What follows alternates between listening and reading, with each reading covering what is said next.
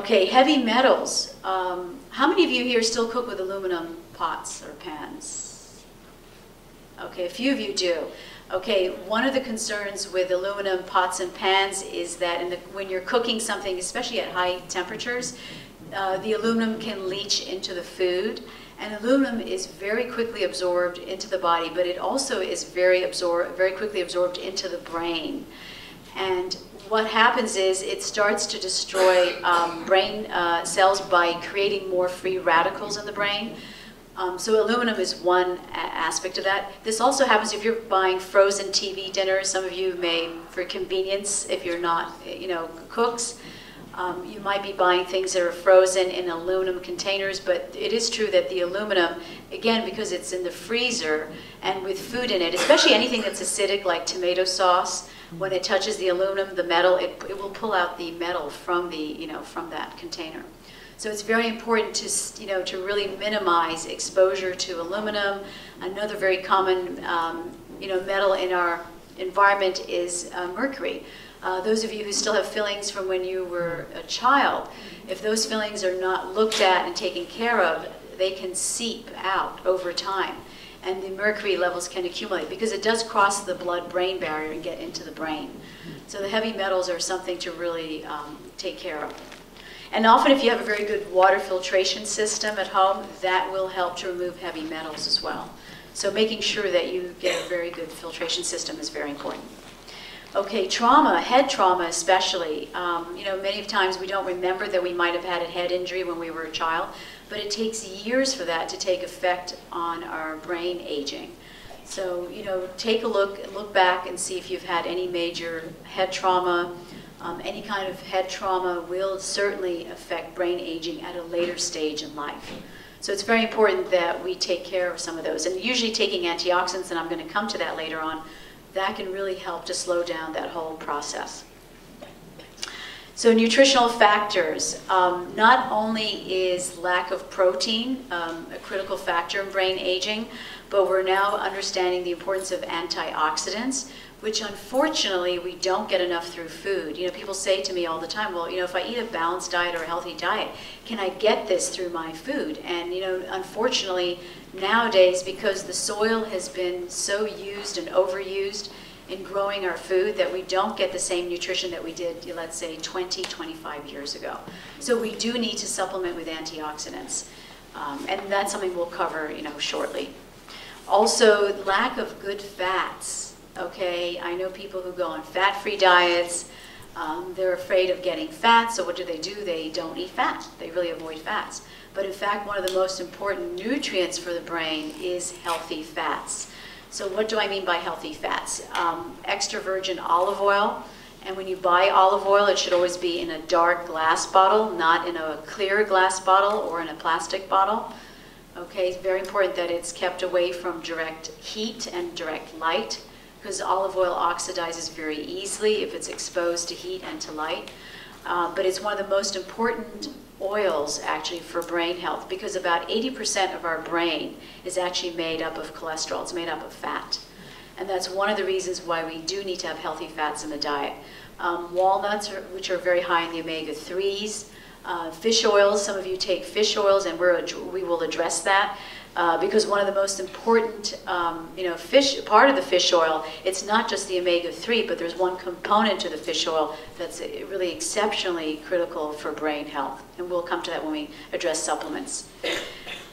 Also, other types of antioxidants, we'll come to that when we talk about medications. Certain medications deplete coenzyme Q10, and that's one of the most important antioxidants to help slow down brain aging.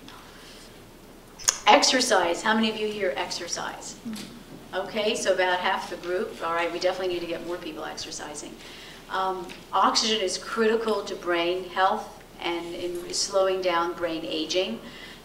So the more oxygen you get to your brain, the slower it will age. And one of the easiest and simplest way to get more oxygen to the brain is to exercise. Particularly cardiovascular exercise, at least a half hour, ideally on a daily basis. Okay, and that could be a brisk walk if you're not into doing classes, or if you're not interested in doing exercise machines, but at least a half day of brisk walking will help increase oxygen blood flow to the brain. So oxygen blood flow to the brain is really important. Those of you who do yoga, I mean, doing the shoulder stand, any type of, headstand, shoulder stands, if you're able to do any of that, again, you're getting tremendous blood flow to the brain. Some of you may have heard of the inversion table, which looks almost like a massage table, or one of those outdoor, in the summer when you're lying down outside, absorbing the sun.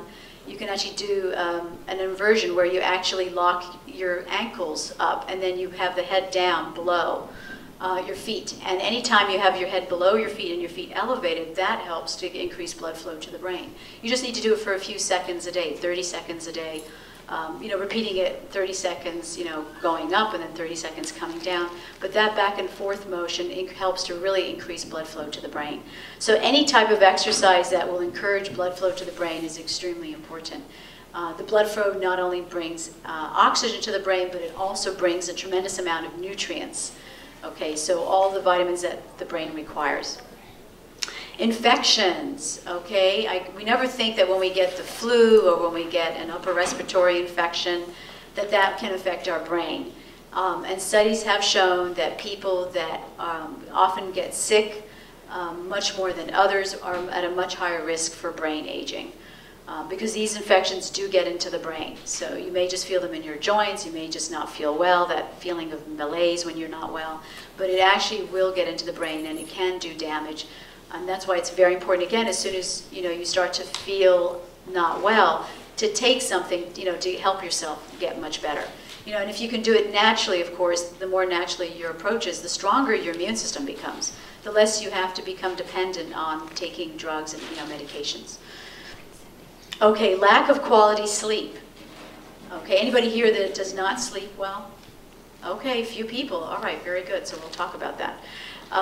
When we talk about quality of sleep, it's also how deep your sleep is. The deeper the sleep, the more brain regeneration occurs.